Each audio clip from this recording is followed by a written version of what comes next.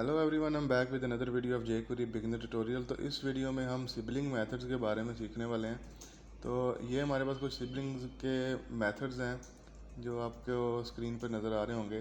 Siblings next, next all, next until और इसी तरह प्रीवियस के लिए प्रीवियस और प्रीवियस ऑल और प्रीवियस अनटिल। तो ये सेम ही तकरीबन चीज़ें हैं। तो इनको प्रैक्टिकली देखते हैं बारी बारी के कैसे ये वर्क करती हैं। तो फर्स्ट ऑफ ऑल हमारे पास जो ये मार्कअप आ रहा है, तो हम इसको सबसे पहले जो है सिबलिंग्स मेथड को देखेंगे कि सिबलिंग मेथड्स जो है कैसे वर्क करता है। तो ये देखें हमारे पास जिस तरह टेस्ट की क्लास है, तो अगर हम इसको टेस्ट क्लास को सिलेक्टर के तौर पे रख के सिबलिंग्स मेथड को टारगेट करते हैं विद बैकग्राउंड रेड, तो ये क्या करेगा, रिफ़्रेश करने के बाद देखें तो अगर आप टेस्ट वाली क्लास हमारा जो डिव है जिसमें 2 है उसको हम सिलेक्टर के तौर पे रख रहे हैं, तो वो 2 वाली को इफ़ेक्ट नहीं किया उसने। तो जितने भी इसके सिबलिंग्स थे एलिमेंट्स उन सब को इसने बैकग्राउंड रेड कर दिया है।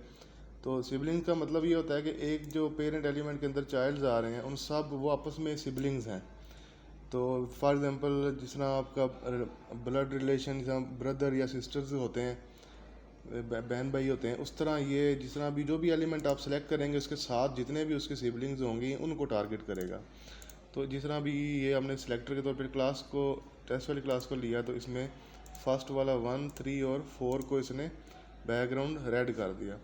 तो इसमें एक और भी चीज़ होती है, जैसे कि फॉर एग्जांपल हम कहते हैं जी कि आप ये करें कि जो ये थर्ड डिव है इसको फाइंड करें और इसको जाके टारगेट कर दें। तो ये देख रिफ़्रेश करेंगे हम, तो इसने सर्च किया सिबलिंग्स में कि जो थर्ड डिव वाली आईडी है डिव की, डिव 4 जिसमें 4 है, इसको सर्च करें और उसका बैकग्राउंड रेड कर दें। तो इसने यही किया कि जो इस सिलेक्टर के साथ सिबलिंग फाइंड किया और उसकी बैकग्राउंड इसने रेड कर दी। तो इस तरह आप फाइंड भी कर सकते हैं सिबलिंग को स्पेसिफिकली और उसको उसका काम भी उसके साथ कर सकते हैं।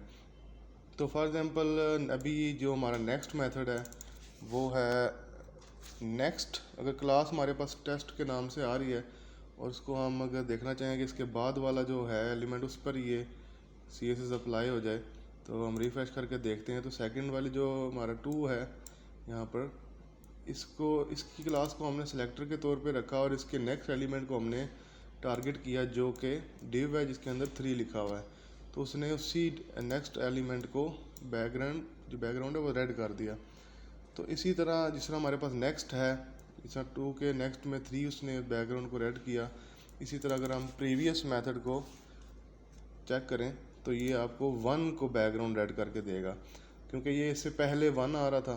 तो इसने जो प्रीवियस एलिमेंट है डिव इसका सिबलिंग जो है उसको इसने बैकग्राउंड रेड कर दिया। तो नेक्स्ट प्रीवियस यही होता है कि जो आपका सिलेक्टर है उसके बाद वाली चीज़ को आप नेक्स्ट मेथड से टारगेट कर सकते हैं और प्रीवियस मेथड से उससे पिछली वाली चीज़ को टारगेट कर सकते हैं।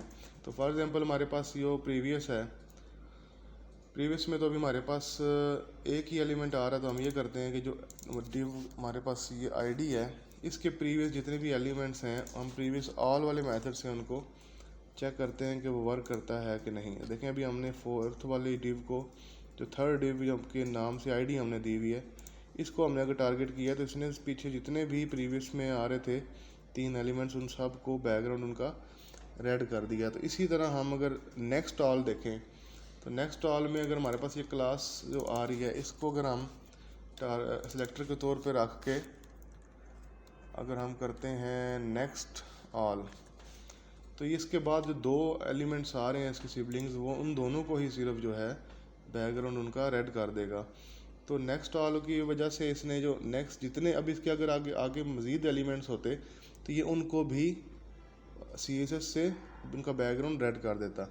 तो ये बेसिकली आपका जो नेक्स्ट ऑल मेथड है ये ऐसे ही वर्क करता है। प्रीवियस ऑल इससे पीछे वाले एलिमेंट्स के लिए वर्क करेगा। तो आगे हमारे पास आ जाता है नेक्स्ट अनटिल और प्रीवियस अनटिल। तो इस अनटिल वाले वर्ड से आपको कुछ लास्ट वीडियो पे जो हमने अनटिल के बारे में सीखा था उसमें यही था कि जब तक वो एक स्पेसिफिक सेलेक्टर नहीं आ जाता तब तक इसको CSS से इसका बैकग्राउंड रेड करते जाएं, या अगर आपको एनिमेशन लगाना चाहते हैं तब भी उसको एनिमेट करते जाएं। तो हम उसके बारे में देख लेते हैं कि नेक्स्ट अनटिल जो है वो कैसे वर्क करता है।